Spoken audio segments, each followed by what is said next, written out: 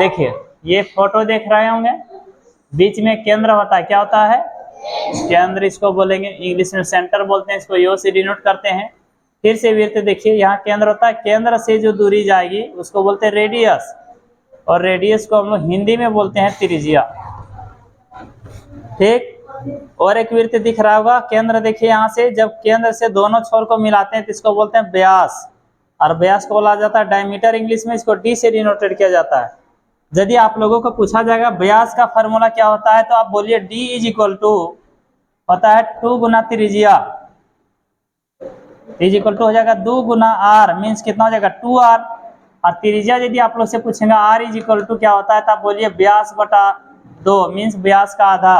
तो त्रिज्या का परिभाषा कोई पर्सन पूछते हैं तो बोल देंगे व्यास का आधा, मीन्स त्रिज्या यदि है 8 सेंटीमीटर तो व्यास कितना का उसको 2 गुना 16 मीटर, और 16 मीटर का आधा कर दीजिए तो हो जाएगा त्रिज्या। ठीक है, इस पर इसी में देखिए आगे और एक वृत्त छापते हैं, हम आपको दिखाते हैं। यहाँ के द्वारा त्रिज्या के द्वारा जो टुकड़ा किया जाता है उसको लोग बोलते हैं त्रिज्यखंड। ठीक है, और वृत्त के द्वारा जो टुकड़ा किया जाता है उसको बोलते हैं वृत्तखंड, इसको बोलिएगा हम लोग वृत्तखंड। ठीक, अब यदि आप लोग से पूछा जाएगा कि वृत्त का परिमाप क्या होगा तो कहीं परिधि भी लिखा रहता है तो उसी को बोलते हैं हम लोग 2πr, और इसी को कहीं बोला जाता है πd, क्योंकि आप थोड़ा गौर करिए, क्योंकि 2r और पाई या 2r का फॉर्मूला अभी हम बताएं d, इसीलिए कोई पूछता है वृत्त का परिधि क्या होता है πd बोलता है तब गलत नहीं कहिएगा, वो राइट है। ठीक, इस पर देखिए आगे क्षेत्रफल, यदि कोई पूछता है कि वृत्त का क्षेत्रफल क्या होता है तब समझिएगा वृत्त का क्षेत्रफल होता है πr², आप रेडियस का स्क्वायर कर दीजिए तो वो हो जाता है वृत्त का क्षेत्रफल। ये 8 क्लास का 14 लेसन में पढ़ना था, तो 14 भी आप लोगों का क्लियर हो गया फार्मूला रिलेटेड। अब हम लोग चलते हैं आगे, जो लेसन है वो है 15 लेसन जिसका नाम है 3D घन घनाभ की ओर चलते हैं। आप लोग देखिए 3D में 8 क्लास का पढ़िएगा, जो 15 लेसन में, जो कभी आज तक ट्यूशन वगैरह नहीं पढ़े उसे फार्मूला कैसे याद रखिएगा वो देखिए। तो चलिए हम लोग देखते हैं, तो 3D को समझेंगे। 3D मतलब होता है 3 डायमेंशनल, क्या पढ़ते हैं इसको 3 डायमेंशनल, मतलब जिसका 3 विमीय होगा, 3 को विमीय होगा उसका। आप फिगर देखिए, इसको बोलिए x, इसको बोलिए y, इसको बोलिए z। तो जब x y z, एक मिनट मिस्टेक हो गया है ना, आप इसको y और इसको z, इस तरह का आकृति जहां दिखेगा समझिए वो 3D में है, समझ रहे हैं। अब देखिए इसको घना पहले आता है, इसमें घन, तो घन का फिगर बनाने के लिए पहले आपको वर्ग बनाना पड़ेगा, और वर्ग बना लिए, फिर अंदर में और एक वर्ग बनाइए और इसको इस तरह सा चिन्ह लगाइए, ये हो गया घन। इंग्लिश में इसको हम लोग बोलते हैं क्यूब। तो इसमें पूछता है शीर्ष कितने होंगे, तो शीर्ष कितने होते हैं इसके गिन लीजिए, कोना 1 2 3 4 6, सॉरी 4 के बाद 5 6 7 8, तो शीर्ष 8 हो जाएंगे। ये जो होता है इसका 12 होते हैं, और फलक जो होते हैं उसका 6 होते हैं, ये याद रख लीजिएगा। ठीक है, अब घन का यदि हम लोग देखेंगे तो पहला जो आता है घन का, हाँ पार्श्व पृष्ठीय क्षेत्रफल, पार्श्व पृष्ठीय क्षेत्रफल, तो इसका जो होता है वो होता है 4 भुजा स्क्वायर। दूसरा जब देखिएगा होता है घन का कुल पृष्ठीय क्षेत्रफल, तो घन का जो कुल पृष्ठीय क्षेत्रफल होता है वो होता है 6a स्क्वायर, मीन्स 6 भुजा स्क्वायर, 6 गुना भुजा स्क्वायर। तीसरा जो आप लोग से पूछता होगा वो पूछता है घन का आयतन क्या होता है, तो आयतन को हम लोग बोलेंगे ये क्यूब, ये क्यूब होता है। इतना आप लोगों को पता है तो जे 8 बोर्ड बहुत अच्छा से कंप्लीट होगा। इसी में आगे हम लोग चल के देखिएगा तो आता है घनाभ। देखिए घनाभ का फिगर कैसा होता है दिखाते हैं हम आप लोगों को। पहले आप आयत छापिए और फिर उसी के अंदर पर एक आयत छापिए, और एंगल को क्या करिए टच कर दीजिए, ये क्या हो गया घनाभ। और घनाभ को इंग्लिश में हम लोग बोलते हैं क्यूबॉइड। ठीक, इसमें भी सेम इसी तरह होंगे, शीर्ष 8, किनारा 12 और फलक 6। ठीक है। यदि पूछता है आप लोगों से घनाभ का पार्श्व पृष्ठीय क्षेत्रफल, तो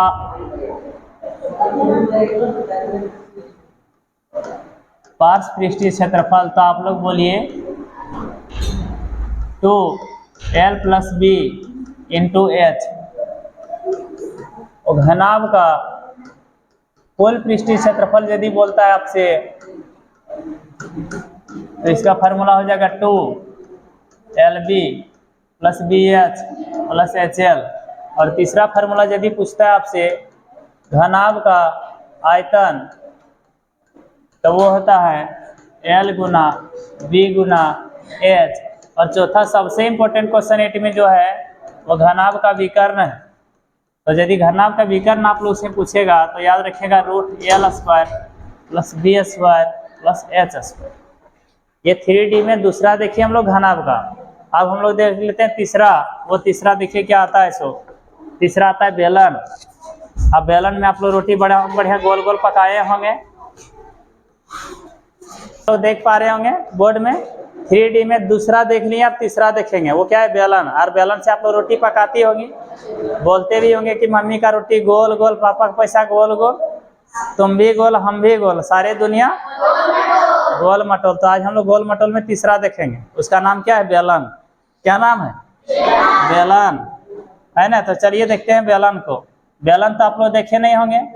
आप लोग का जब शादी विवाह होगा तो बेलन मिलेगा, किसी को मार मिलता है तो किसी को बेलन का रोटी मिलता है ना। तो देखिए बेलन, इसको इंग्लिश में बोलते हैं सिलेंडर। क्या कहते हैं, सिलेंडर। पहला हम लोग देखेंगे तो आता है बेलन। देखिए बेलन का वक्र पृष्ठीय क्षेत्रफल। अच्छा, वक्र माने समझती है। देखिए वक्र मीन्स क्या होता है, जिससे हम लोग बोलेंगे कि ड्राम में ऊपर वाला ढक्कन खुला है ना, अंदर वाले सब सेम भाग है, तो किसी एक भाग को जब ओपन कर दीजिएगा तो पूरा नहीं होता, वो वक्र होता है। समझ रहे हैं ना, इसी को बोलते हैं वक्र। तो क्या हो जाएगा 2πr/h। और पाई का मान क्या होता है हमेशा 22/7, या तो फिर इसको 3.1 पर बोलिए। और एक बात इसी से आया तो बोल दीजिएगा पाई क्या है, अपरिमेय संख्या है, अपरिमेय संख्या। क्या हुआ, देखिए बेलन का कुल पृष्ठीय क्षेत्रफल जो होता है वो क्या होता है, 2πr/r + h। और तीसरा जो होता है वो क्या होता है, बेलन का आयतन। क्या होता है, बेलन का आयतन क्या होता है, πr² h। ये आप लोग याद रखिएगा, तो ये बोर्ड में कहीं भी प्रॉब्लम नहीं होगा। ये बेलन के बारे में हम लोग देखे। अब नेक्स्ट 3D के बारे में देखते हैं। चलिए आप लोग बेलन देखे। बेलन के बाद थोड़ा सा देखिए उसके आगे यदि हम लोग देखेंगे तो वो देखिए क्या है, वो शंकु। ठीक है, देखते हैं हम लोग शंकु को। तो शंकु में देखिए फिगर, अरे बंकु साहब, शंकु का फिगर देखो। टोपी देखे हो, जोकर का टोपी। हाँ, क्या आइसक्रीम खाई होंगी, ये आइसक्रीम है। इसका नाम क्या है, शंकु। क्या नाम है, शंकु। ठीक है, इसको इंग्लिश में बोलते हैं कोन। क्या बोलते हैं, कोन। देखिए इधर शंकु का यदि पूछेगा आप लोगों को, शंकु पढ़ने से पहले आप लोगों को 3 चीजों का जरूरत है। ये एल है, ये एच है और ये आर। 3 चीजें तब पढ़ पाइएगा। तो शंकु का वक्र पृष्ठीय क्षेत्रफल जो होता है πr/l। और यहाँ से L यदि निकालने के लिए कोई बोलेगा तो इसका फार्मूला होता है h² + r²। और यदि h निकालने के लिए कोई बोलता है तो l² - r²। और यदि r निकालने के लिए कोई बोलता है तो हम लोग बोलेंगे l² में h² घटा दी। इतना फार्मूला इसका होता है। लास्ट जो फार्मूला होता है वो देखिए, शंकु का कुल पृष्ठीय क्षेत्रफल, कुल पृष्ठीय क्षेत्रफल πr/l + r होता है। और आगे चल के हम लोग यदि देखते हैं तो हो जाता है शंकु का आयतन, है ना। तो आयतन होता है 1/3 और बेलन का लगा दीजिए आयतन πr² h।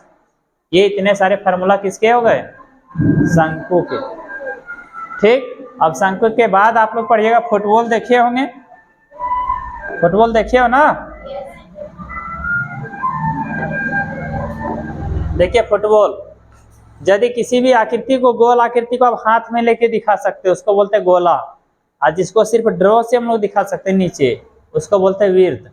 ये बहुत इंपॉर्टेंट है, याद रखिएगा, खास करके जो लोग 8 में है ना। वृत्त और गोला में कोई डिफरेंट नहीं, सिर्फ ये डिफरेंट है कि इसको हाथ में आप रखिए, जैसे ग्लोब, फुटबॉल, ये सब को आप हाथ में रख के दिखा सकते हो, लेकिन वृत्त को सिर्फ छाप के जितनी दिखा, जिसे हम लोग बोलते हैं पट्ठम बोलते हैं, छिलकित किरकित, वो खेलने के लिए आप लोग प्रयोग करते होंगे, तो उसमें वृत्त का प्रयोग हम लोग करते हैं। तो देखिए तीसरा जो आकृति आता है वो आता है गोला। क्या आता है? गोला। और गोला के लिए आप लोगों को क्या चाहिए? गोल चाहिए, आर। तो देखिए इसका पृष्ठीय क्षेत्रफल सिर्फ होता है, तो पृष्ठीय क्षेत्रफल गोला का जो होता है वो क्या होता है? तो 4πr² होता है। और इसका जो आयतन होता है वो होता है 4/3πr² होता है। तो 3D आकृति में ये देखें। अब अंतिम लास्ट देखेंगे वो है अर्धगोला। चलिए देखिए, आप लोग कटोरा देखे होंगे, उसमें क्या खाए होंगे? खिचड़ी। देखिए इसको आर बोलते हैं, इसको भी आर बोलते हैं। तो ये होता है अर्धगोला। इसका नाम क्या है रे? अर्धगोला। और इसको इंग्लिश में क्या कहते हैं? Semi sphere. अर्धगोला को क्या बोलते हैं? सेमी हटा दीजिए तो स्फीयर। तो देखिए पहला क्या आता है ना? तो देखिए क्या आता है, क्षेत्रफल यदि पूछा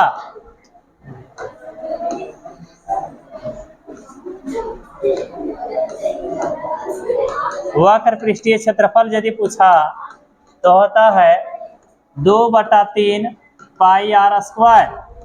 और यदि पूछ दिया कुल पृष्ठीय क्षेत्रफल तो ये हो जाता है 3, सॉरी ये मिस्टेक हुआ है, 2πr² होता है और इसका होता है 3πr²। और आयतन जो होता है वो गोला का देखिए क्या होता है, इसे 2/3πr², सॉरी πr³। ये हो गया 3D का लास्ट हम लोग टॉपिक देखिए यही था। समझ में आ रहा होगा। अब इसके बाद हम लोग दिखाते हैं आगे की ओर।